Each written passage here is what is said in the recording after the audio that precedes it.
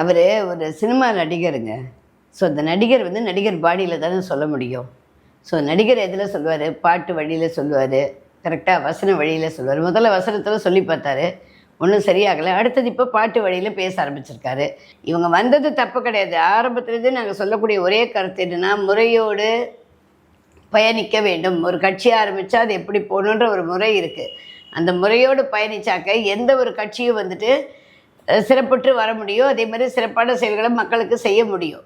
மக்கள் சேவைக்காக நான் வரேன் அப்படின்றபோது அந்த மக்கள் சேவையை வந்து முன்னிறுத்தி அதற்கான வழிகளை நடைமுறைகளை இவங்க ஏற்படுத்திக்கணுமே தவிர, அதை விட்டுட்டு அடுத்த கட்சியை கமெண்ட் அடிக்கிறது, அவங்க தான் கமெண்ட் அடிக்கிறாங்கன்னா இவங்களும் போட்டிக்கு கமெண்ட் அடிச்சுட்டு இருக்கிறதுன்றது இதுலேயே டைம் வேஸ்ட்டாகவே போயிட்டுருக்கும். எக்ஸ்தலத்தில் போடுறது, ட்வீட் பண்ணுறது, அப்புறம் யூடியூப்பில் கொடுக்குறது, இந்த மாதிரியே பண்ணிக்கிட்டு இருந்தாங்கன்னா இதில் தான் டைம் போகுமே தவிர, இவங்க என்ன பர்பஸ்க்காக ஒரு கட்சியை ஆரம்பிச்சிருக்காங்க, என்ன இவங்க மக்களுக்கு சேவை செய்ய போகிறாங்க, இளைஞர்களுக்கு இவங்க என்ன சொல்ல வராங்க.